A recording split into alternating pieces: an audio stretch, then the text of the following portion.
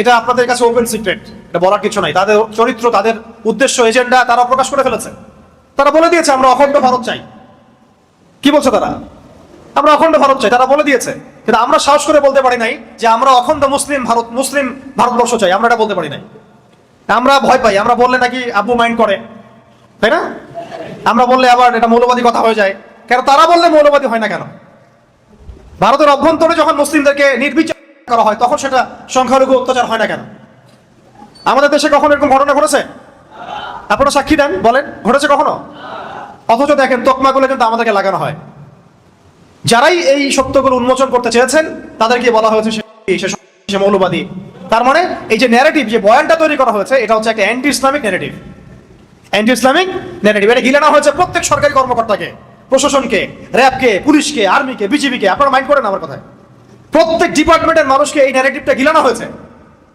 এবং তারা দুনিয়ার জন্য, চাকরির জন্য, টাকার জন্য, রিজিকের জন্য, পরিবারের ভরণ পোষণের জন্য ওই মুনাফিকদের সাথ দিয়েছেন আপনারা, এই পশ্চিমাদের সাথ দিয়েছেন। তাহলে আপনারা কি মনে করেছেন যে আল্লাহ পাক আপনাদেরকে ধরবেন না কিয়ামতের মাঠে? জালেমদের তো বিচার হবেই, জালেমদের তো বিচার হবেই, কাফের, ফাসিক, মুশরিক, মুনাফিক, মুরতাদের তো হবেই। এবং সেই প্রত্যেক মুনাফিকেরও বিচার হবে যারা মুসলিমদের পক্ষ না নিয়ে অমুসলিমদের পক্ষ নিয়ে আছে, মাজলুমদের পক্ষ না নিয়ে জালেমের পক্ষ নিয়ে আছে। এই কথাগুলো আল্লাহ পাক আমাদেরকে বোঝার তৌফিক দান করেন। তবে আমি এখনো বলবো যে সময় শেষ হয়ে যায় নাই, এখনো সময় আছে। আপনি হাকিকতটা চিনেন, ফিরে আসেন। এটা আল্লাহ পাক আপনাকে সুযোগ দিয়েছেন। আল্লাহ পাক কি দিয়েছেন? সুযোগ দিয়েছেন। আপনি হাকিকত, সত্যটা চিনেন, স্পষ্ট হয়ে গেছে, ফিরে আসেন, আল্লাহর দ্বীনের দিকে ফিরে আসেন। দেখবেন ইনশাআল্লাহ আল্লাহ পাক চান তো আপনাকেও এই যুগের আল্লাহ পাক চাইলে খালিদ বিন ওয়ালিদ বানাতে পারেন, ওমর ইবনে খাত্তাব বানাতে পারেন, হামজা বানাতে পারেন রাদিয়াল্লাহু আনহুম আজমাইন। তো অনেক ডিপে চলে গেছি, যাওয়াটা দরকারও ছিল। আল্লাহ পাক আদম আলাইহিস সালামকে কি বলেছেন ভাই? খলিফা। মনে আছে? খলিফার কাজ কি এইটা বোঝাতে কি আমি বলেছিলাম সূরা সাদের মধ্যে আল্লাহ পাক আরেকজন নবীকে খলিফা বলেছেন। সে নবীর নাম দাউদ আলাইহিস সালাম। তাকে আল্লাহ পাক বলছেন ইয়া দাউদ, হে দাউদ।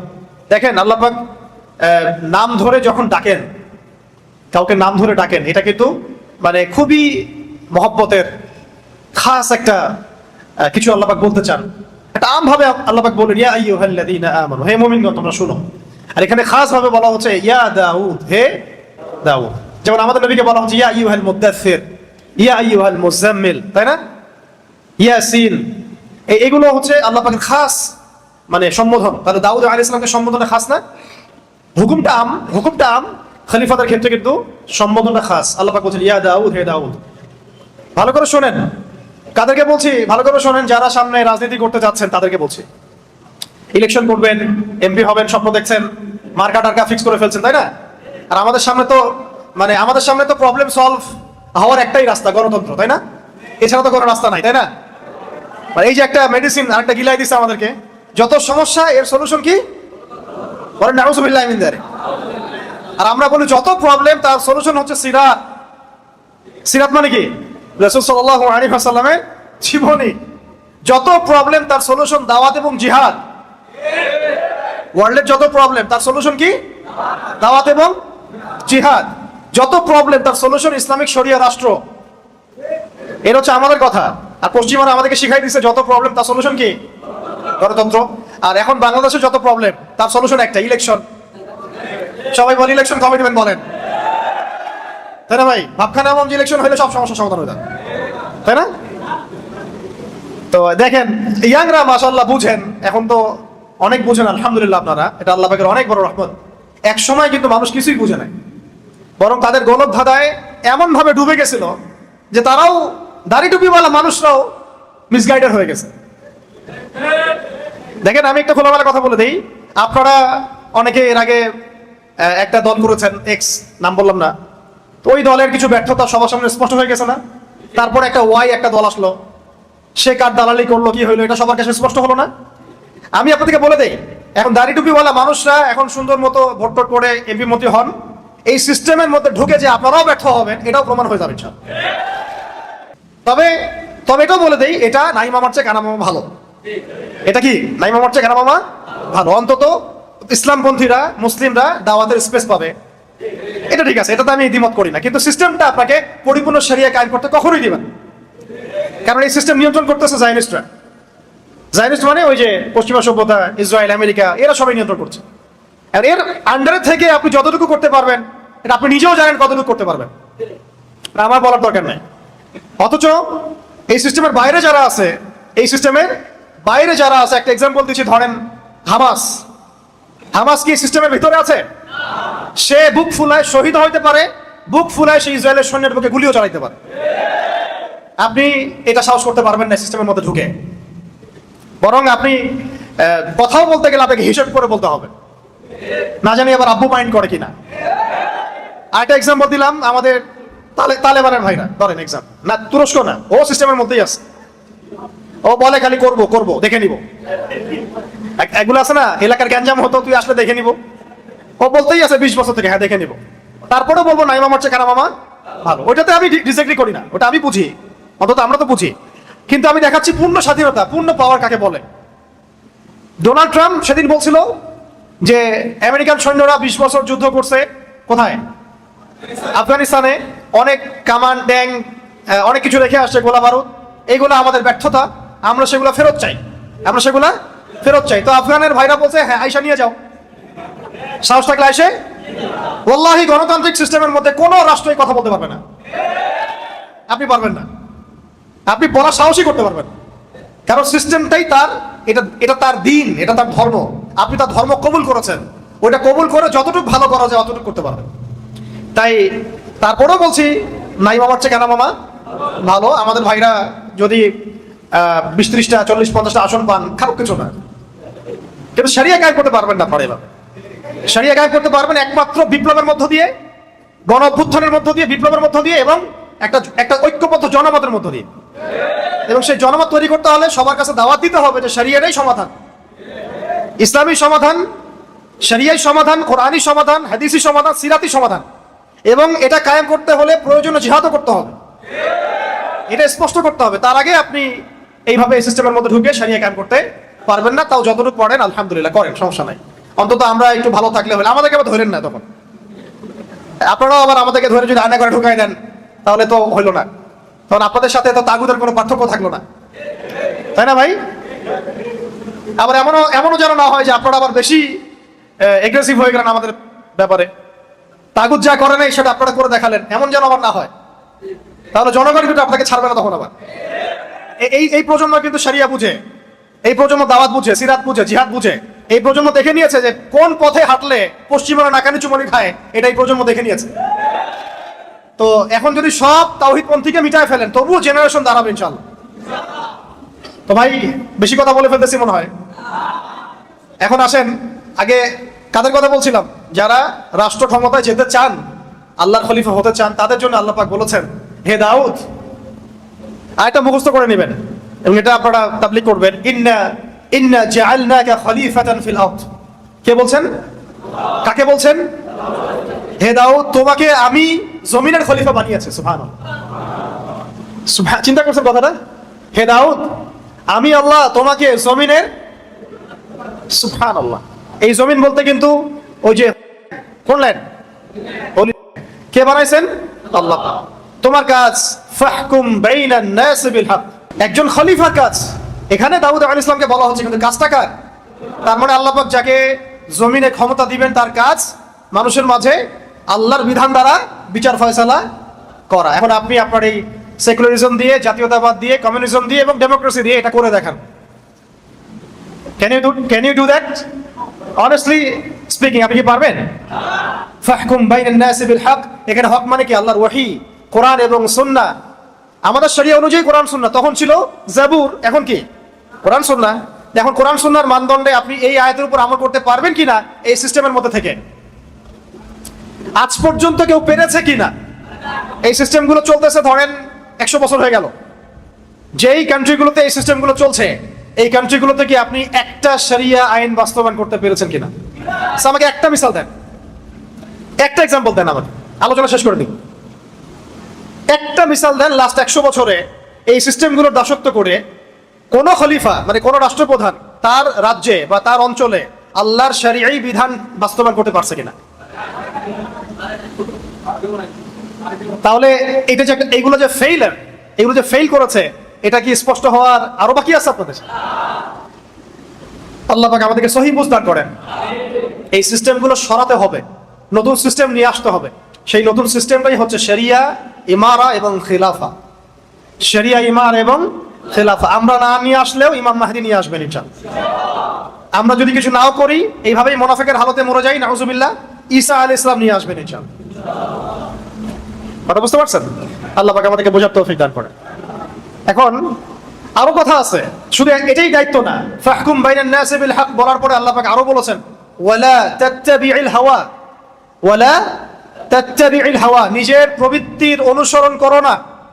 রাষ্ট্র চালাতে গিয়ে প্রবৃত্তির অনুসরণ মানে কি? আল্লাহর বিধান, ইনসাফ, আদালতের বাইরে নিজের প্রবৃত্তির দাসত্ব করো না। মানব রচিত বিধানের দাসত্ব করো না।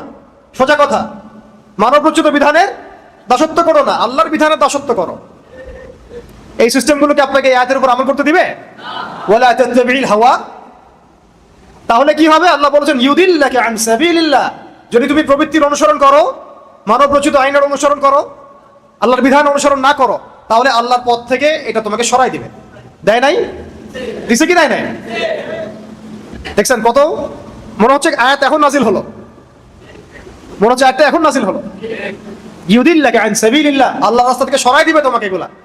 তোমাকে এগুলো আল্লাহর রাস্তা থেকে সরাই দিয়ে কাফেরদের দাসত্ব করাবে, কাফেরদের দাসত্ব করাবে। একজন মুসলমান মোদির দাসত্ব করছিল, ওর গুন্ডা বাহিনীর দাসত্ব করছিল, মুসলমান। এটাকে মানা যায়? অথচ এক সময় পুরো বিশ্ব আমরা শাসন করেছিলাম, এরা আমাদের রাষ্ট্রে থাকতো ট্যাক্স দিয়ে, জিজিয়া দিয়ে। দেখেন, ইউদিল্লাকা আন সাবিলিল্লাহর উপর আমল হয়ে গেছে, আল্লাহর পথ থেকে সরাই দিছে। আরো বলেছেন আল্লাহ পাক তারপরে রাতে, ইন্নাল্লাযীনা ইউদিল্লুনা আন সাবিলিল্লাহ, যারা আল্লাহর রাস্তা থেকে বিচ্যুত হয়ে যাবে, লাহুম আযাবুন শাদীদ, লাহুম আযাবুন শাদীদ, মানে তাদের জন্য অপেক্ষা করছে কঠিন শাস্তি, যন্ত্রণাদায়ক শাস্তি। বিমা নাসু ইয়াউমাল হিসাব, এই কারণে যে তারা হিসাবের দিন ভুলে গেছে, তারা দুনিয়াকে বেছে নিয়েছে, হিসাবের দিন ভুলে গেছে। শাদীদ শব্দটা আল্লাহ পাক প্রয়োগ করেছেন লোহার ক্ষেত্রে। কার ক্ষেত্রে?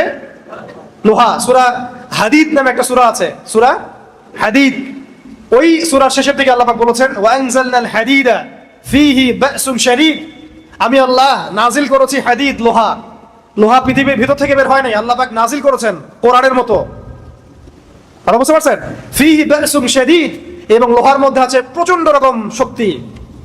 ওই শব্দটা শাদীদ শব্দ আল্লাহ প্রয়োগ করেছেন সেই সব ব্যক্তির ক্ষেত্রে যাদেরকে আল্লাহ পাক খলিফা করবেন, পদ দিবেন, রাষ্ট্র ক্ষমতা দিবেন, কিন্তু আল্লাহর বিধান অনুসরণ করবে না, মানব রচিত তন্ত্রমন্ত্র অনুসরণ করবে, প্রবৃত্তির দাসত্ব করবে এবং আল্লাহর রাস্তা থেকে বিচ্যুত হয়ে যাবে। এখন আহলান সাহলান, যারা পলিটিক্স করতে যান এখন করেন। এখন বলেন, হাত তোলেন কারা কারা করতে চান? হাতও সবার উঠানো উচিত। বলেন যে হ্যাঁ, আমি এই সিস্টেমের মধ্যে করবো না, কিন্তু অবশ্যই করবো, নাকি? এখন এই সিস্টেমে করতে আগ্রহী কারা কারা বলেন? এই সিস্টেমের মধ্যে কারা কারা আগ্রহী আছেন এখনো? আগ্রহী আছেন এখনো? আহলান সাহলান, করতে থাকেন। এই সিস্টেমগুলো আপনাকে এই আয়াতের উপর আমল করতে দিবে না। কোন সিস্টেমগুলো? পশ্চিমা মানব রচিত তন্ত্রমন্ত্রগুলো আপনাকে এগুলোর উপর আমল করতে দিবে না। হ্যাঁ, যদি এই সিস্টেমগুলো আপনি সরাই দিতে পারেন তাহলে আপনি আমল করতে পারেন। আর বাস্তবতা হচ্ছে এইটা বিগত আমরা 70-60 বছরে দেখি নাই কেউ সরাই দিতে পারছে। 100 বছর আমরা এটা দেখি নাই কেউ সরাই দিতে পারছে। তারপরেও বলবো, নাই মামার চেয়ে কেনা মামা ভালো, ঠিক আছে, ওইটা আলাদা হিসাব। এখন খলিফা শব্দ বুঝতে পারছেন? খলিফার ফাংশন কি, খলিফার কাজ কি? এখন একজন খলিফা না হতে পারলে কেউ মুসলিম হতে পারবে কিনা বলেন? ওই প্রথম শব্দে আসেন, মুসলিম এবং খলিফা দুইটা কি মানে আলাদা, নাকি খলিফা হতে হলে মুসলিম হতে হবে, মুসলিম হতে হলেও খলিফা হতে হবে? কোনটা? আপনি যদি মুসলিম হন তাহলে, আপনি যদি খিলাফা পান তাহলে তো আপনি খলিফা হবেন। যদি আপনি খলিফা হন অবশ্যই মুসলিম হতে হবে। তাহলে এক কথায় আমরা এখন আদম আলাইহিস সালামের কথা বললাম, সেই কথা থেকে এতগুলো কথা চলে আসছে, কিন্তু আল্লাহ পাক আরো একজন নবীকে স্পেসিফিকলি মুসলিম শব্দ দিয়ে সম্বোধন করেছেন। হুয়া সাম্মাকুমুল মুসলিমিন মিল্লাতে আবিকুম, কার নাম? মিল্লাতে আবিকুম ইব্রাহিম। সমস্ত নবীগণের পিতা, জাতির পিতা কাকে বলা হয়? ইব্রাহিম আলাইহিস সালামকে। ইব্রাহিম আলাইহিস সালামকে আল্লাহ পাক খাস করে বলেছেন যে তিনি তোমাদের নামকরণ করেছেন, তোমরা হচ্ছে মুসলিম জাতি। কেন কেন মুসলিম শব্দটা চুজ করা হলো? আল্লাহ পাক সূরা বাকারায় বলেছেন, ইয ক্বালা লাহু রাব্বুহু আসলিম। আল্লাহ পাক যখনই তাকে বলতেন, কাকে? ইব্রাহিম আলাইহিস সালামকে। যখনই আল্লাহ পাক তাকে বলতেন যে আসলিম, আত্মসমর্পণ করো, আত্মসমর্পণ করো, আত্মসমর্পণ করো। ক্বালা, তিনি বলতেন, আসলামতু লিরাব্বিল আলামিন, আমি কোনো বাক্য ব্যয় ছাড়াই, কোনো যুক্তি তর্ক বিজ্ঞান দর্শন এগুলোর পরোয়া না করেই আল্লাহর সামনে আত্মসমর্পণ করলাম। আমরা তো এখন আত্মসমর্পণ করতে গেলেও আগে যুক্তি খুঁজি, বিজ্ঞান খুঁজি, দর্শন খুঁজি, তাই না ভাই? আচ্ছা, আমি দুইটা মাসালা বলি, তাহলে লম্বা হয়ে যাবে না হলে। আসলে ইসলাম শব্দ কি, মুসলিম কাকে বলে, আপনি এই দুইটা থেকে ইনশাল্লাহ বুঝে যাবেন ইনশাল্লাহ। আমরা কয়দিন আগে ঈদ উল আজহা উদযাপন করেছি। আচ্ছা, আপনারা তো সবাই জানেন ঈদ উল আজহা কোন ঘটনাকে কেন্দ্র করে? ইসমাঈল আলাইহিস সালামকে জবাহের ঘটনা, ঠিক আছে? ফালাম্মা বালাগা মাইয়া সাইয়া ক্বালা ইয়া বুনাই ইন্নী আরা ফিল মানামি আন্নী আযবাহুক ফানজুর মাযা তারা। ইসমাঈল আলাইহিস সালাম যখন একটু বড় হলেন এবং বাবার সাথে দৌড়াদৌড়ি করতে শিখলেন, আল্লাহ পাক তাকে বললেন, সন্তানকে কি করো? সন্তানকে। আচ্ছা, আমি আপনাকে বলি যে আপনাকে যদি আমি এই কথাটা বলি বা কোনো বুজুর্গের দিন বলে বা আপনি স্বপ্নে কোনো তথ্য পান, আপনি কি আপনার সন্তানকে জবাহ করবেন? এই সন্তান নিষ্পাপ, নিরপরাধ, কোনো অপরাধ করে নাই, আপনি কি তাকে জবাহ করবেন? এখন আপনি আমাকে বলেন তো, যে ইব্রাহিম আলাইহিস সালাম কি এই আদেশ আসার পরে একটা প্রশ্ন করেছিলেন যে আল্লাহ আমি কেন করব? বাচ্চাটা নিষ্পাপ, আমার একমাত্র সন্তান, 80 বছর বয়সের পরে আমি তাকে পেয়েছি, আল্লাহ আমি কেন তাকে জবাহ করব? আল্লাহ পাকের কাছে কি তিনি একবারও জিজ্ঞাসা করেছেন? এর নাম ইসলাম। এর নাম কি? এই ব্যক্তিকে বলা হয় মুসলিম। আমি বুঝতে পারছি ভাই? এর নাম ইসলাম, এই ব্যক্তিকে বলা হয় মুসলিম। আর আমাদের সমাজে এই আদর্শটাকে বলা হয় মৌলবাদী। মৌলবাদী দর্শন, মৌলবাদী দর্শন। কারা এটা চালু করছে? ওই শাহবাগীরা, রামবাম, প্রগতিশীল, সুশীল, তারা এগুলা চালু করছে। তাহলে আপনি কি মৌলবাদী না হয় মুসলিম হতে পারবেন? বলেন, এই মূলনীতি না মানলে আপনি মুসলিম হতে পারবেন? তো দেখেন, তিনি বলছেন, ইয়া আবাতি, হে আমার বাবা, ইফআল মা তুমার, আল্লাহ পাক আপনাকে যে আদেশ করেছেন আপনি করেন। সাতাজিদুনি ইনশাআল্লাহু মিনাস সাবিরিন, ইনশাআল্লাহ আপনি আমাকে সবরকারী পাবেন। ইসমাঈল আলাইহিস সালামকে বলেছেন, বাবা আমি তো কোনো অপরাধ করি নাই, আমাকে কেন জবাহ করবেন? আমার তো বয়স মাত্র 15, আমাকে কেন জবাহ করবেন? এর পিছনে কারণ কি, যুক্তি কি, বিজ্ঞান কি, দর্শন কি জিজ্ঞাসা করেছেন? বয়স কত? আমাদের সমাজে ছেলেপেলে বুঝই হয় না এই বয়সে, বুঝ হয়? এই আদর্শের নাম ইসলাম, এই ব্যক্তিকে বলা হয় মুসলিম। আমি বুঝতে পারছি? আরেকটা বলি, সন্তান হয়েছে কেবল ছোট্ট সন্তান, মা হাজারা আলাইহিস সালাম, সন্তানের নাম ইসমাঈল আলাইহিস সালাম। আল্লাহ পাক বলছেন যে তুমি তোমার স্ত্রী সন্তানকে রেখে আসো এমন একটা জমিনে যেখানে আমি আমার ঘর নির্মাণ করব, বাইতুল্লাহ নির্মাণ হবে। তখন সেখানে কোনো মানুষ ছিল? ছিল? কোনো খাবার, কোনো পানি, কোনো জনপদ? আপনাকে যদি বলি, আমাকে যদি বলা হয় আমার স্ত্রী সন্তানকে রেখে আসতে, আপনি কি যাবেন? এখন ইসমাঈল আলাইহিস সালাম এর পিতা ইব্রাহিম আলাইহিস সালাম আর হাজারা আলাইহিস সালাম, তারা কোনো প্রশ্ন করেছেন? কেন, কোন যুক্তিতে, কোন দর্শনে প্রশ্ন করেছেন? বিজ্ঞান, যুক্তি, দর্শন এগুলো বুঝেছেন? এই আদর্শের নাম ইসলাম, এই ব্যক্তিদেরকে বলা হয় মুসলিম। আমাদের সমাজে ইসলাম হচ্ছে কিসের নাম জানেন? খালি মুখে লা ইলাহা ইল্লাল্লাহ মুহাম্মাদুর রাসূলুল্লাহ পড়া। যতক্ষণ পর্যন্ত আমার এই নফস, আমার দেহ, আমার আত্মা, আমার নফস, আমার সত্তা আল্লাহ পাকের প্রত্যেকটা বিধানের সামনে অবনত চিত্তে আত্মসমর্পণ না করছে, ততক্ষণ আমি মুসলিম হইতে পারি না। তাহলে আগে মুসলিম শব্দের ব্যাখ্যা শোনা, তারপরে উম্মাতে আসা। বলেন এখন অনেস্টলি বলেন, আমরা কি মুসলিম হইতে পারছি? আমরা তো নামাজই পড়ি না ঠিক মতো, অনেকে যাকাতই দেন না ঠিক মতো, রমজান মাসে রোজা রাখেন না অনেকে। অনেকের কথা বলছি, সংখ্যা কিন্তু কম হবে না, সংখ্যা কিন্তু কম হবে না। অনেকেই পর্দা করি না, দিনের ইলম অর্জন করা যে ফরজ এই ফিকিরই নাই আমাদের। অনেকেই আমরা দেখেন হালাল খাই না, আছে না এমন? অনেকেই সুদ খাই, অনেকেই সুদ খাই, আমার তো মনে হয় বেশিরভাগই খাই। অনেকেই দুর্নীতি করেছি, ঘুষ খাই, খেয়ানত করি, মিথ্যা বলি, আরো অনেক কিছুই, মানে কবিরা যত গুনাহ আছে আমরা কিন্তু করি। আমরা গুনার কথা তো বাদ দিলাম, আল্লাহ পাকের প্রত্যেকটা আদেশ কি মানি? দাড়ি রাখতে হবে কি হবে না আপনি প্রশ্ন করবেন কেন? প্রশ্ন করা যাবে না তো, রাসূল রেখেছেন আপনি রেখে দিবেন, খালাস, বাস। হ্যাঁ, এক মুষ্টি রাখা সেটা আলাদা মাসালা, রাখতে তো হবে। দিনের ইলম অর্জন করতে হবে কিনা, ভাই কোরআন পড়া কি আমাদের দরকার আছে কিনা, তর্জমা শিখতে হবে কিনা, এগুলো প্রশ্ন আসবে কেন? এগুলো রাসূলের সুন্নাহ, সাহাবীদের সুন্নাহ, আমাকে করতে হবে। আমি তো দুনিয়াতে, আমরা দুনিয়াতে আসছি দুইটা কারণে। কয়টা কারণে? অনেক লেকচারে আমি এটা বলেছি, আগে বলে দিয়েছি আর কি। দুইটা কারণে আমরা বেসিক্যালি দুনিয়াতে আসছি। কয়টা কারণে? একটা হচ্ছে আমি এই যে 60-70-100 বছরের যতটুকু হায়াত আছে, এই প্রত্যেকটা দিন রাত আল্লাহর ইবাদত করব, এটা আমার কাজ। এবং ইবাদত বলতে শুধুমাত্র নামাজ, রোজা, হজ, যাকাতই না, বরং জীবনের প্রত্যেকটা ডিপার্টমেন্টই ইবাদত। আমার ইকোনমি, আমার রাজনীতি, আমার অর্থনীতি, আমার সমাজনীতি, আমার পরিবার, আমার ব্যবসা বাণিজ্য, সবই এটা একটা কাজ। আরেকটা হচ্ছে আমি দুনিয়াতে আসছি আল্লাহর দিনকে দুনিয়াতে কায়েম করতে, আল্লাহর জমিনে আল্লাহর দিন কায়েমের চেষ্টা করতে, ওই মুজাহাদার জন্য, ওই দাওয়াতে জিহাদের জন্য আমি দুনিয়াতে আসছি। এছাড়া কি আমাদের আসার কোনো কারণ আছে দুনিয়াতে? মনে করেন আমরা এখানে কতজন হবেন, 200-300-500 মানুষ আছেন, ধরেন আমরা এখন কেউ দুনিয়াতে নাই, মনে করেন সে ধরেন 100 বছর পর তো থাকবেনও না কেউ, তো এতে কি দুনিয়ার ঘূর্ণন থেমে যাবে নাকি? কারো কিছু যায় আসবে নাকি? আল্লাহ পাকের কি আমাদেরকে নিয়ে খুব পরোয়া মানে বয়ে গেছে যে আমাদেরকে দিয়ে আল্লাহ পাক দিন কায়েম করাইতে হবে? কার ঠেকা বলেন তো? ঠেকা টাকার রংপুরের ভাষায় আমরা কি বলি? কার ঠেকা? ঠেকা কার? ঠেকা টাকার, আমার না আল্লাহর। তাহলে আমাদের যদি ঠেকা হয়, আমরা যদি আল্লাহর ইবাদতের জন্য দুনিয়াতে এসে থাকি, জান্নাত আমার, জাহান্নামও আমার, জান্নাত জাহান্নামের ফয়সালা আমার। আল্লাহ পাকের কি কোনো মানে এগুলোর পরোয়া আছে? সারা দুনিয়ার মানুষ যদি আল্লাহ পাকের ইবাদত করে, আল্লাহ পাকের শক্তি বেড়ে যাবে? শক্তি আগেও যা ছিল তাই থাকবে, সম্মান আগেও যা ছিল তাই থাকবে, বাড়বে কমবে? বরং বাড়বে, কমে যাবে কি কখনো? তারপরে আমরা যদি আল্লাহ পাকের ইবাদত সবাই নাও করি, আল্লাহ পাকের কিছু যায় আসে বলেন? তাহলে ঠেকা কার? দুনিয়াতে আসছি আমরা আল্লাহর ইবাদত করার জন্য, তার দিনকে কায়েম করার জন্য। তাহলে আমরা এইসব প্রশ্নে যাবো কেন? আমাকে দিন শিখতে হবে কিনা, দাঁড়িয়ে রাখতে হবে কিনা, আমি মানে এই সুদী ব্যাংকে চাকরি করবো কিনা, হ্যাঁ আমি হারাম খাবো কিনা, এখানে তাগুতি সিস্টেম আছে, আমার নামাজের সুযোগ দেয় না তারা, কত মাসালা আমাদেরকে জিজ্ঞাসা করেন।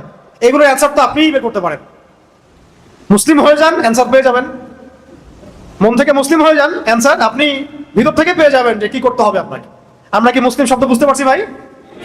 এখন আসলে উম্মাহ, মুসলিম উম্মাহ কাকে বলে? উম্মাহ মানে হচ্ছে একটা জামা, একটা জামা। এই উম্মাহ শব্দটা অনেক ব্যাপক, অনেক বড়, অনেক গভীর। একদিন আলোচনা করে আমি এটা বুঝাতে পারবো না। এতটুকু বলছি, উম্মাহ একটা হাদিস, উম্মাহ একটা দেহের মতো, একটা দেহের মতো। এই হাদিসটা ভালো করে মাথায় রাখেন। উম্মাহ একটা দেহের মতো, একটা অংশ যদি আঘাতপ্রাপ্ত হয় অন্য অংশ ব্যথা অনুভব করে। যদি বিশ্বের বিভিন্ন জায়গায় মুসলিমদের নির্যাতন, নিপীড়ন, রক্তক্ষরণ আমাদেরকে কষ্ট দেয়, তাহলে বুঝতে হবে যে হ্যাঁ আমরা এখনো এক উম্মাহ আছি। উম্মাহ বলতে অনেক বড় কিছু বোঝায়। এখন আমরা মনে হয় না আসলে ওই উম্মার মধ্যে খুব বেশি সংখ্যক মানুষ থাকবে, আমার এটা মনে হয় না। এই উম্মার ছাকনির মধ্যে বহুত মানুষ পড়ে যাবে, অল্প কিছু মানুষ থাকতে পারে যাদের পুরা মুসলিম বিশ্ব নিয়ে ফিকির আছে। এখন তো ব্যক্তিগতভাবেই ফিকির নাই আমার দিন নিয়ে, উম্মা নিয়ে আমি কথা বলতে যাব, এটা তো আপনি ভাবতেই পারেন। আপনি লম্বা হয়ে যাচ্ছে নাকি? আচ্ছা, আমি একটু শর্ট করে দিব, একটু সময় নিচ্ছি। মানে আমরা খুব আফসোসের সাথে লক্ষ্য করি আর কি, যে সামান্য দুনিয়াবি স্বার্থে দুনিয়া একটু পদের জন্য, একটু ভোগবিলাসের জন্য আমরা উম্মাহ কেন্দ্রিক কথাবার্তা বলা বন্ধ করে দিয়েছি। আমরা আমাদেরকে নিয়ে ব্যস্ত হয়ে গেছি। আমি একটা মসজিদ করতে পারলে খুশি, একটা মাদ্রাসা করতে পারলে খুশি, আমি একটু রাহবার হয়ে গেছি, আমি একটা দল করেছি, আমার দলের আমি আমির হয়ে গেছি, বাস আমার কাজ হয়ে গেছে। আসলে ব্যাপারটা এমন না ভাই। উম্মাহ নিয়ে ফিকির করতে হলে আমাদেরকে অনেক বড় মন আগে লালন করতে হবে, সবাইকে আগে নিজের ভাই মনে করতে হবে, সমস্ত জাতীয়তাবাদের বর্ডারকে ক্রস করে উম্মাহ নিয়ে চিন্তা করতে হবে। ভালো করে বুঝেন কথাগুলো। খিলাফা ধ্বংস করে তারা আগে আমাদেরকে জাতীয়তাবাদ গিলিয়েছে, বিভিন্ন রাষ্ট্রে ভাগ করেছে, পতাকা দিয়ে দিয়েছে, আলাদা আলাদা পতাকা, আলাদা আলাদা সঙ্গীত, আলাদা আলাদা স্বাধীনতা দিবস, আর আমরা মনে করছি আমরা স্বাধীন। আমরা মনে করছি কি আমরা স্বাধীন। আপনি ছোট পরিসরে হয়তো স্বাধীন হতে পারেন, কিন্তু বৈশ্বিক প্রেক্ষাপটে আপনি স্বাধীন নন, মোটেই না। বৈশ্বিক প্রেক্ষাপটে মুসলিমরা স্বাধীন হবে তখনই যখন ইসলাম ইনশাআল্লাহ তাআলা অচিরেই ইসলামিক গ্লোবাল খিলাফা আসবে ইনশাআল্লাহ, তখন স্বাধীন হবে না। তখন খিলাফা কনসেপ্ট ছিল যে আমার বোনের গায়ে তুই হাত দিলি কেন রাজা তাহির, আমার বোনের গায়ে তুই হাত দিলি কেন, ওইখান থেকে ফোর্স আসছে এসে আপনার সিন্ধু জয় করছে। এখন কি এটা হবে? উম্মাহ অনেক বড় বিষয়। সবার আগে আপনাকে জাতীয়তাবাদের ঊর্ধ্বে চিন্তা করতে হবে যে আমরা একটা দেহ, আমরা মুহাম্মদ সাল্লাল্লাহু আলাইহি ওয়াসাল্লামের উম্মাহ, আমরা আল্লাহর বান্দা। আমাদের মধ্যে ভাষাগত পার্থক্য থাকতে পারে, তবু আমরা এক। রঙের পার্থক্য থাকতে পারে, তবু আমরা এক। আমাদের জাতীয়তাবাদের মানে দেশের পার্থক্য থাকতে পারে, বাট আমরা এক। আমাদের বর্ণের পার্থক্য আছে কিন্তু আমরা এক, সংস্কৃতির মধ্যে পার্থক্য আছে কিন্তু আমরা এক। আপনাকে উম্মাহ কনসেপ্ট চিনাবে কে জানেন? উম্মাহ কনসেপ্ট কে চিনাবে? আমাদের সামনে কয়েকদিন আগে হজ হয়ে গেছে। কি হচ্ছে? এই মিসালটা দিয়ে আমি অন্য পয়েন্টে আছি। লাস্ট মিসাল, অনেক লম্বা করবো না, আপনাদের বিরক্তি ধরবো না। হজ আপনারা দেখেছেন তো না? যারা করার তৌফিক পেয়েছেন তো মাশাআল্লাহ, আর আমরা যারা যেতে পারিনি আল্লাহ পাক যেন বারবার যাওয়ার তৌফিক দেন। এখন আপনারা দেখেন, হজ হচ্ছে সবার গায়ে একরকম কাপড় না, সেম কাপড় না। কে পাশে ধনী গরিব বোঝার বুদ্ধি আছে? কে কোন দেশ থেকে আসছে বোঝার বুদ্ধি আছে? এখানে বিভিন্ন ভাষার মানুষ আছে না, বিভিন্ন দেশের, বিভিন্ন বর্ণের, বিভিন্ন কালচারের, আছে কিনা? কিন্তু যখন তারা নামাজে দাঁড়াচ্ছে, আরাফার মাঠে যখন তারা গেলেন, হাত তুলে আল্লাহ পাকের কাছে দোয়া করতে শুরু করলেন, এখানে কি কোনো জাতীয়তাবাদ, বর্ণ, ভাষা, গোত্রের পার্থক্য আছে? এইটা হচ্ছে উম্মাহ। এটা হচ্ছে কি? ওই শিক্ষাটা হজ থেকে নিয়ে এসে আমরা ধরে রাখতে পারি না। এমনকি হজের খুতবাতে পর্যন্ত পুরো উম্মাহকে ঐক্যবদ্ধ করে এই জালেমদের এগেইনস্টে জিহাদের ঘোষণা দেওয়ার সুযোগ হয় না। আফসোস, এর চেয়ে বড় কি আফসোস হতে পারে? এমনকি হজের খুতবাতে পর্যন্ত পুরো মুসলিম উম্মাহকে ঐক্যবদ্ধ করে একটা জিহাদের ডাক দেওয়ার সাহস হয় না। উম্মাহ কি হওয়া উচিত ছিল এখন বলে তো? আসলে কি উম্মাহ এই জায়গায় আছে কি নাই? নাই। কেন নাই? জাতীয়তাবাদের কারণে নাই, এই ক্ষমতার দ্বন্দ্বের কারণে নাই, পশ্চিমা তন্ত্রমন্ত্রের কারণে নাই, সেই ইমান নাই, সেই আকীদা নাই, সেই মানহাজ নাই। তাহলে ইয়াংদেরকে আমি আমার ভিতর থেকে আহ্বান জানাচ্ছি যে এই ধোঁকাবাজিগুলোর মধ্যে না পড়ে একেবারে রিয়েল ইসলামটা শিখেন ইনশাআল্লাহ। এটা আপনাকে স্বাধীন করবে ভিতর থেকে, এটা আপনাকে স্বাধীন করে দিবে। আপনি আল্লাহ ছাড়া কাউকে ভয় করবেন না। আমি এটা ফখর করে বলছি না। এখন এতক্ষণ ধরে যে আলোচনাগুলো হয়েছে, আপনি আলোচনাগুলো জাতিসংঘ থেকে করতে পারবেন না, কারণ ওটা পরাধীন। আমি এখানে স্বাধীন, আপনি এখানে স্বাধীন। আপনি আল্লাহটা অসত্য করছেন, তারা জাতিসংঘেরটা অসত্য করছে। স্বাধীনতার অন্য সুখ আছে, এটা ওরা বুঝবে না। এই স্বাধীনতা নিয়ে যদি আমি কারাগারেও যাই, আমি স্বাধীন। এটা নিয়ে যদি আমরা জিহাদের মাঠে যাই, আমরা শহীদ, আমরা গাজী। এটা নিয়ে যদি আমরা ওখানে শহীদ হয়ে যাই, ইনশাল্লাহ আমরা জান্নাতে চলে যাব, বিকজ আমরা কোনো আল্লাহ বিরোধী কোনো শক্তির সামনে আত্মসমর্পণ করি নাই। এই জাজবাটা আমাদেরকে তৈরি করতে হবে। আল্লাহ পাক তৌফিক দান করেন। শেষের দুইটা পয়েন্ট, সংকট উত্তরণের পথ। তো সংকট তো আপনারা বুঝে ফেলছেন। আমি কয়েকটা পয়েন্ট বলি, সংকটগুলো কোথায় কোথায় জানেন? প্রথম সংকটটা হচ্ছে ভাই আমাদের ইমানের সংকট। কিসের সংকট?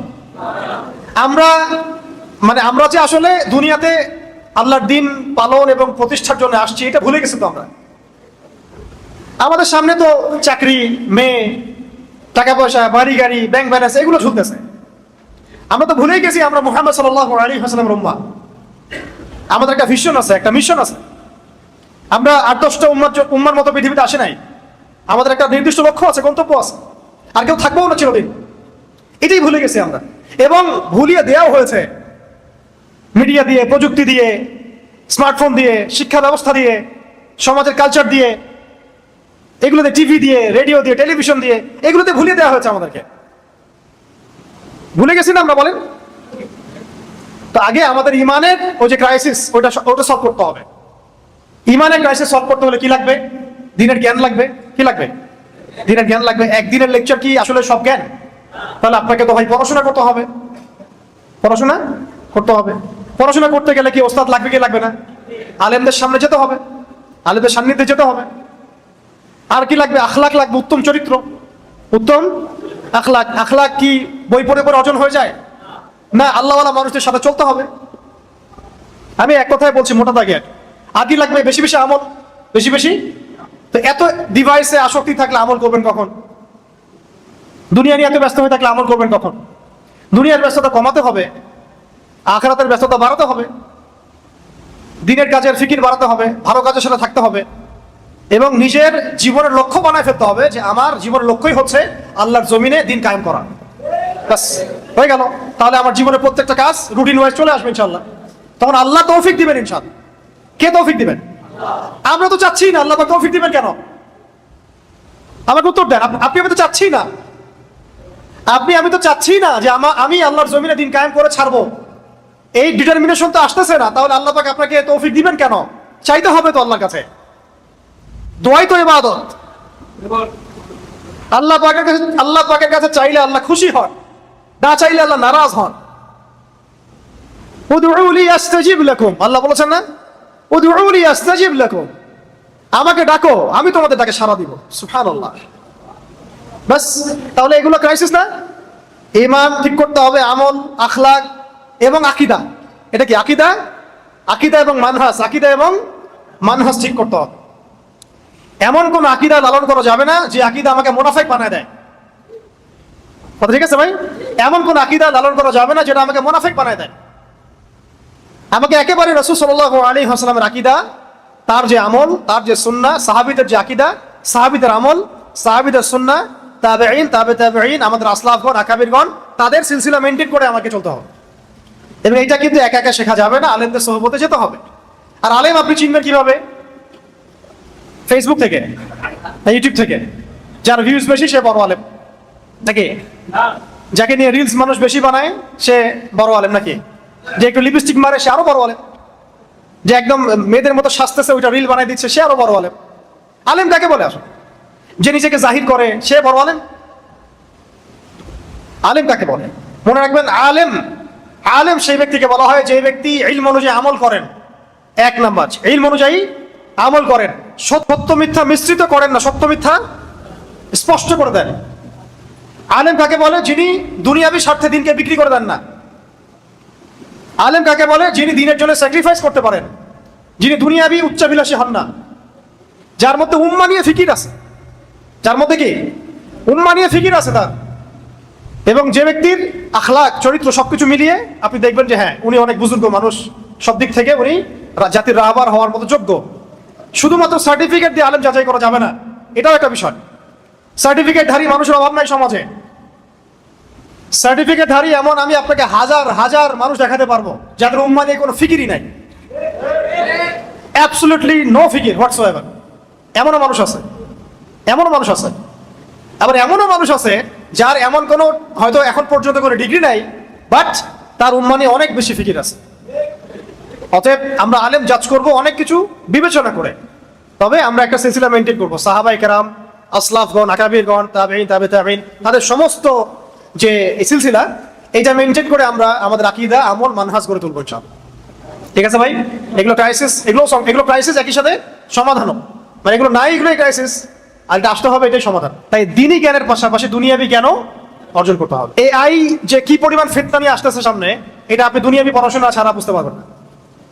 ঠিক একইভাবে দুনিয়াবি পড়াশোনার ঘাটতির কারণে কাগজের টাকা আমাদের কি ক্ষতি করেছে এটা আমরা বুঝতেই পারি নাই। সামনে বিটকয়েন্স আমাদের কি ক্ষতি করতে পারে এটা আমাদের কল্পনাতেও নাই, যেহেতু আমরা এইগুলা পড়াশোনা করি না। তাই পড়াশোনার এই মানে মেরুকরণটাও দূর করতে হবে, সবকিছু পড়তে হবে। এই জন্য আমি জেনারেল শিক্ষিত ভাইদেরকে নিয়ে বেশি আশাবাদী। আপনারা যদি দ্বীনের পথে ফিরে আসেন এবং দ্বীনের ভালো ইলম অর্জন করেন, বরেণ্য ওলামায়ে কেরামের সোহবতে থাকেন এবং দুনিয়াবি জ্ঞানও পাশাপাশি অর্জন করতে থাকেন, আপনাকে দিয়ে বড় খেদমত হওয়ার সুযোগ আছে ইনশাআল্লাহ। এমন হইতে পারে যে একজন দাওরা ফারেক মানুষ যা করতে পারেন আপনি তার চেয়ে বহুত কিছু করছেন, এটা সম্ভাবনা আছে, বিকজ আপনি অনেক দিকে পড়াশোনা করেছেন, এক্সপার্ট আপনি। তা আমি এই জন্য প্রত্যেক মহলে দাওয়াতের কথা বলি। আমাদের দাওয়াতগুলো পৌঁছাতে হবে এমপিদের মধ্যে, মন্ত্রীদের মধ্যে, পলিটিশিয়ানদের মধ্যে, প্রশাসনের মধ্যে, আর্মির মধ্যে, র্যাবের মধ্যে, বিজিবির মধ্যে, পুলিশের ভাইদের মধ্যে, সমস্ত মহলে। পারবেন না ইনশাল্লাহ? এটাই কাজ আমাদের। বাংলাদেশে আমাদের কাজ কি এখন? এইটাই, দাওয়াত দেওয়া, মানুষকে দাওয়াতের মাধ্যমে সঠিক পথে ফিরিয়ে আনার চেষ্টা করা। বাস, ইনশাল্লাহ দেখবেন বাকি কাজ আল্লাহ করে দিবেন ইনশাল্লাহ। আল্লাহ পাক কোত্থেকে জামা গঠন করে দিবেন সেটা সময় বলে দিবে, কোত্থেকে শুরা হয়ে যাবে, ইমারা হয়ে যাবে, সময় বলে দিবে ইনশাল্লাহ। দেখবেন বাংলাদেশের মধ্যেও এরকম একটা মুসলিম ঐক্যবদ্ধ একটা প্ল্যাটফর্ম হয়ে গেছে, তাওহীদের জনতা এক হয়ে গেছে, এটাও হয়ে যেতে পারে। এটা কে করে দিবেন? আল্লাহ চাইলে একজন আমিরুল মুমিনিন এনে দিতে পারেন, পারেন কি না? আল্লাহ চাইলে এই গুটি কয়েক মানুষকে দিয়েও বাংলাদেশে খিলাফা কায়েম করাতে পারেন। খিলাফত না, মানে শরিয়া কায়েম করাতে পারেন। কি কায়েম করতে পারেন? শরিয়া। শরিয়া মানে ইমারা। ইমারা, খিলাফত বড় কনসেপ্টে, মানে বৈশ্বিক ভাবে এটা আর কি। আমরা ছোট আঞ্চলিক ভাবে এটা ইমারা হয়, শরিয়া হয়। শরিয়া আইন যেখানে কায়েম হয় সেটা ইমারা হয়। তো এগুলো সংকট, এই সংকটগুলো কাটাতে হবে। এছাড়া সংকট আছে, সাংস্কৃতিক সংকট আছে। সংস্কৃতির নামে আমাদেরকে গিলানো হচ্ছে, শিরক, কুফরি, হারাম। ইকোনমিক সংকট আছে, আপনাকে সুদ খাওয়ানো হচ্ছে, ঘুষ খাওয়ানো হচ্ছে, দুর্নীতি করানো হচ্ছে, অনেক সময় আপনি বাধ্য হচ্ছেন। আবার হারাম, এটা হারাম চিনতেই পারছেন না কোনটা হারাম। সিন্ডিকেট আছে, বাজারে অনেক ফাসেকদের তৎপরতা আছে, সিন্ডিকেট আছে। আবার ওই যে বললাম টাকার মান পড়ে যাওয়া, ইনফ্লেশন হওয়া, সুদের ফিতনা, অনেক ফিতনা আছে ইকোনমিক্সের মধ্যে, এইগুলা সংকট। রাজনৈতিক তো সংকট আছেই, ওটা আগে বলে দিছি আমি আগেই। শিক্ষার মধ্যে সংকট আছে, এই যে বললাম 20 বছর পড়াশোনা করছেন কিন্তু দিন শিখতে পারছেন না, সংকট আছে। মিডিয়া দিয়ে সংকট আছে, মিডিয়া দিয়ে ওদের আইডিওলজি গিলানো হচ্ছে আমাদেরকে। মিডিয়া যদি বলে যে অমুক দাড়িওয়ালা মানুষটা জঙ্গি, সারা দুনিয়া বলতে শুরু করে হ্যাঁ সে জঙ্গি, তাই না? তাই কি না? মিডিয়া যদি বলে যে অং সান সু চি খুব ভালো মানুষ, ওকে নোবেল দেওয়া দরকার, সারা দুনিয়া কি বলে হ্যাঁ দেওয়া দরকার। তাদের একটা মারাত্মক কষ্ট হচ্ছে কি মিডিয়া। এটা তো বৈশ্বিকভাবে আছে, আঞ্চলিক আমাদের দেশেও যে মিডিয়াগুলো আছে এইগুলো দিনকে রাত করতে পারে, রাতকে দিন করতে পারে। আবার যদি দেখেন যে না ইসলামপন্থী কিছু মানুষ ক্ষমতা চলে আসছে আর আমরা কোনো একভাবে দেশে সারিয়া কায়েম করে ফেলছি, ধরেন আল্লাহ কবুল করেন, ধরেন আমরা চোরের হাত কেটে ফেলতেছি, হ্যাঁ মেয়েদের এইসব বেপর্দায় ঘোরাফেরা বন্ধ করে দিচ্ছি, সহশিক্ষা বন্ধ করে দিচ্ছি, সারিয়া কায়েম হলে তো এগুলো হবেই। তোমাদের ভালো লাগলেও হবে, না লাগলেও হবে, মানলে মানো, না মানলে এখান থেকে পালাও, কোনো সমস্যা নেই।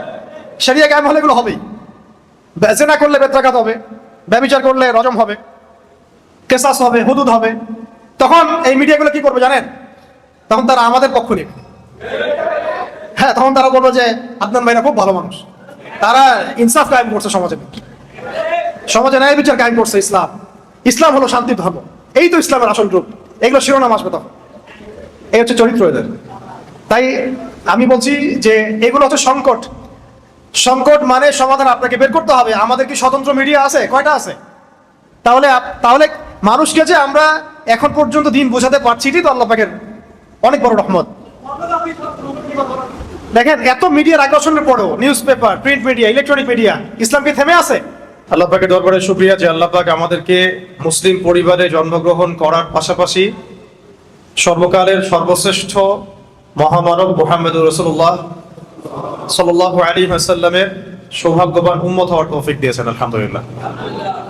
সবাই একবার দরুদ পড়বো আমরা। আল্লাহুম্মা সাল্লি আলা মুহাম্মদ ওয়া আলা আলি মুহাম্মদ কামা সাল্লাইতা আলা ইব্রাহিম ওয়া আলা আলি ইব্রাহিম ইন্নাকা হামিদুম মাজিদ।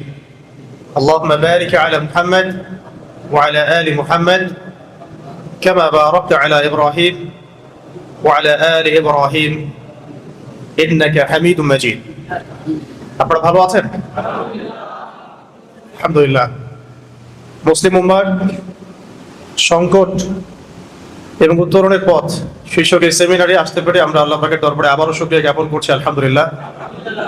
এবং এটাই বর্তমান বৈশ্বিক প্রেক্ষাপটে এবং আঞ্চলিক প্রেক্ষাপটে সবচেয়ে গুরুত্বপূর্ণ টপিক এবং সবচেয়ে কঠিন টপিকও বটে। এবং এই টপিক সবার মাথায় ঢুকবে না, এটাও বাস্তব। তো আমি চেষ্টা করছি সহজ করে বলার জন্য, তবে টপিকটাই কঠিন। আসলে আমরা শুরু করি। প্রথমে আমি শব্দ ধরে ধরে কথা বলতে চাচ্ছি। এখানে শব্দ আছে দেখুন, মুসলিম উম্মার সংকট উত্তরণের পথ। এই বাংলাটাও কি আমরা বুঝতে পারছি? আমি লেকচার দেওয়ার চাইতে আপনাদের সাথে একটা ক্লাসের মতোই কথা বলবো ইনশাআল্লাহ। মুসলিম উম্মার সংকট উত্তরণের পথ। প্রথম শব্দটা হচ্ছে মুসলিম। কাকে বলে? একজন বলেন, মুসলিম কাকে বলে? মাশাআল্লাহ, এক ভাই বলেছেন যে ব্যক্তি আল্লাহর কাছে আত্মসমর্পণ করে তাকে মুসলিম বলে। মুসলিম শব্দটা সর্বপ্রথম আদম আলাইহিস সালামের ক্ষেত্রে প্রযোজ্য। বেশক তিনি আমাদের প্রথম নবী, প্রথম আদি পিতা, এবং তিনি আমাদের সমস্ত নবীগণেরও পিতা। ঠিক আছে? তবে আল কোরআনুল কারীমে আদম আলাইহিস সালামকে সর্বপ্রথম পরিচয় করানো হচ্ছে খলিফা শব্দ দিয়ে। কি শব্দ? আল্লাহ পাক সর্বপ্রথম আদম আলাইহিস সালামকে মুসলিম শব্দটা দিয়ে পরিচয় করেন নাই, পরিচয় করিয়েছেন এইভাবে। সূরা বাকারার মধ্যে আপনি পাবেন, প্রথম দিকে আছে ওয়াইজ ক্বালা রাব্বুকা লিল মালাইকাতি ইন্নী জাইলুন ফিল আরদি খলিফা। আজকে থেকে লক্ষ লক্ষ বছর আগে, কোটি কোটি বছর আগে, আল্লাহ ভালো জানেন কত বছর আগে, আমরা তো জানি না। আল্লাহ পাক বলছেন যে আমি ফেরেশতাদেরকে ডেকেছিলাম। হে নবী, স্মরণ করো সেই সময়ের কথা যখন আমি আল্লাহ ফেরেশতা মণ্ডলীকে ডেকে বলেছিলাম যে আমি পৃথিবীতে আমার খলিফা পাঠাতে চাই। তো এই খলিফাকে হযরতে আদম আলাইহিস সালাম, তো আদম আলাইহিস সালামকে আল্লাহ পাক পরিচয় করাচ্ছেন এজ এ খলিফা। অবশ্যই তিনি তো মুসলিম, কিন্তু আল্লাহ পাক পরিচয় করাচ্ছেন কিভাবে?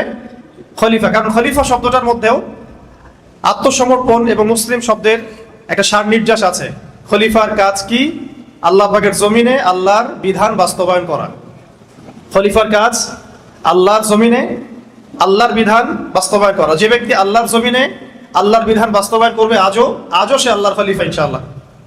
কিন্তু যে ব্যক্তি আল্লাহর জমিনে আল্লাহর নিয়ামত ভোগ করে, আল্লাহর রিজিক ভোগ করে শয়তানের বিধান বাস্তবায়ন করে, আল্লাহ বিরোধী বিধান বাস্তবায়ন করে, বা নিজের মন গড়া মানব রচিত বিধান বাস্তবায়ন করে, সে আল্লাহর খলিফা নয়, সে শয়তানের খলিফা। কিছু কথা আছে যেগুলো হজম করতে হবে, আর কিছু কথাকে ভুল হিসেবে শুধরে নেওয়ার পথ পদ্ধতি হিসেবে নিতে হবে। আগে যা হয়ে গেছে হয়ে গেছে, আগে যা হয়ে গেছে হয়ে গেছে। এখন সত্য জানলে চিনলে ফিরে আসতে হবে। সবার জন্য একই কথা। মানে এই কথাগুলো শুধুমাত্র ইয়াংদের জন্য নয়, আমাদের যুবক যুবতী, তরুণ তরুণী, যে কোনো শ্রেণী পেশা এবং আমাদের প্রশাসন, আমাদের সরকার, এমপি মন্ত্রী এবং সামনে যারা ইলেকশন করতে চাচ্ছেন সবার জন্যই প্রযোজ্য আর কি। তাই তো? আপনারা তো মনে করেন যে অনেকেই আর কি, অনেকে মনে করেন যে ধর্ম আর রাজনীতি আলাদা বিষয়, ধর্ম আর অর্থনীতি আলাদা বিষয়। অনেকে মনে করেন আর কি ধর্ম এবং কালচার আলাদা বিষয়, ধর্ম এডুকেশন আলাদা বিষয়, ধর্ম এবং কি পরিবারতন্ত্র, লস, বিচার বিভাগ, এগুলো আলাদা বিষয়। আল্লাহ পাক এখানে বলছেন যে আমি আদম আলাইহিস সালামকে সৃষ্টি করেছি অ্যাজ এ খলিফা। তো হু ইজ খলিফা? আল্লাহ রাব্বুল আলামিন সূরা সাদ এর মধ্যে এর অ্যানসার দিচ্ছেন। কোন সূরা? সূরা সাদ। একটা তো সফাত, একটা সাদ, একটা সফ আলাদা সূরা, সফ আলাদা সূরা, সাদ আলাদা সূরা, সফাত আলাদা। তো সূরা সাদ এর মধ্যে আল্লাহ পাক খলিফার কাজটা বলেছেন, এর সাথে মুসলিম শব্দের সাথে কানেক্টেড এই কাজটা। সেটা হলো খলিফার কাজ কি? আল্লাহ পাক আরেকজন নবীকে খলিফা সম্বোধন করে বলছেন ইয়া দাউদ, ইয়া দাউদ। দাউদ আলাইহিস সালাম কে? সুলাইমান আলাইহিস সালামের বাবা।